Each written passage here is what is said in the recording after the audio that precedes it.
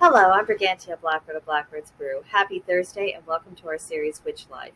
This month we're going to talk about building personal traditions, and this week we're beginning with the question of why bother? Because before we can talk about building personal traditions and how we can make our spiritual practice truly our own, we have to justify all the effort that seems to be required in this process. For many of us, we were raised with the idea that religion is a relatively passive activity, not necessarily something that really involved the heart, taking action, or even for the person to be mentally engaged. Against that backdrop, or the backdrop of not really being exposed to religion in some people's cases, it's unreasonable to imagine that anyone would go from 0 to 60, so we have to make the case. One of the phrases we'll toss around in pagan circles is walking a pagan path. Action is implicit in this expression. We are defined by what we do, which is part of what makes paganism, and witchcraft especially, distinct from other forms of spirituality. It isn't just passive thinking, believing, or acceptance, it is the doing. We begin the doing by taking responsibility. Something drew us to paganism, something drew us to witchcraft, and it's up to us to figure out what it's all about, and if we do truly want to be a part of it, or if it is a passing whim. Now, there's plenty of teachers we can turn to. We have books, blogs, videos, classes, and mentors, but it is still up to the seeker to seek out that information and evaluate it for themselves, whatever source this information is coming from. And that's not a process that anyone else can do for us, nor would it be healthy for us to want that to be taken on by another person. Next, we need to be our own navigators. There is no standardized, foolproof way to study the craft, not when it comes to the basics, and definitely not when it gets to be at a more involved level. So we have to ask ourselves, what do we want to learn, and why do we want to learn it? And then we make choices about how to use and apply the information. We have to exercise judgment to separate good information from the bad. We have to decide when to change course if our interests change, or if necessity demands us to do so. And next, we need to walk the path, not try to run it. And there's a great temptation to try to run our way through the path, especially when we're brand new. When I began my studies, I felt hopelessly behind, and nothing anyone said to me made me feel the least bit better about that. All I could see was just the wasted years, and I was possessed with a sense of desperation to come up to scratch. But now that I'm past that, now that I have a grip on things, I see the value in walking that path. If for no other reason, because you notice things when you proceed at a slower pace. And running just leads to more running, and you have to keep in mind we're not headed for a destination or a stopping point, because the path does not end. It goes on throughout our lives and throughout our future incarnations.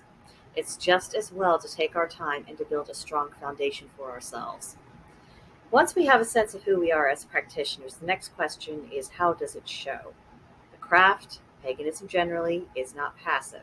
It isn't just a matter of the ideas in our heads or what we believe in faith. It is about what we do. So what do we do? In what ways are our lives different from the lives we led before we became practitioners? Are we truly practitioners at all? If it's just thinking and good intentions and not doing, then we're not really meeting their criteria to be a practitioner. This kind of self-reflection can be a real wake-up call for us. Were we attracted to just the idea of the craft or a really romanticized view of it? Did we like the aesthetics that we were told it would come with? Or are we genuinely called to practice it? It has been said that we are what we repeatedly do. So which of our actions actually repeat? What do we truly do? And this isn't about giving anyone else the answer to that question. What matters is whether or not we've been brave enough to answer that question for ourselves. And we have to decide if we want that answer to continue to be true, or if it's time to make adjustments. Another common saying is that the craft is a way of life. That implies habits, routines, and a general mode of being and functioning. It also raises questions. Is what we're doing, is it helping us in our spiritual development in our lives, or is it not? Are our lives and paths meaningful? Are they fulfilling? Do we serve a purpose? If our efforts to practice the craft are randomized and haphazard, it is likely we'll have a harder time being able to answer those questions in the affirmative.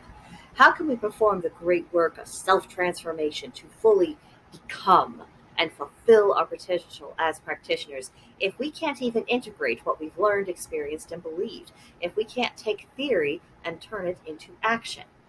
This is why cultivating personal traditions and a pattern of practice is worthwhile to us. It's about harnessing all that we are so we can successfully evolve as people and as practitioners. Now, I realize we all have busy lives, and the thought of adding anything to our routines or restructuring our affairs may be overwhelming at first. But it is good to periodically look ourselves in the mirrors and really evaluate why being a practitioner of the craft matters to us. Sometimes people discover that it isn't really what they want or what they need.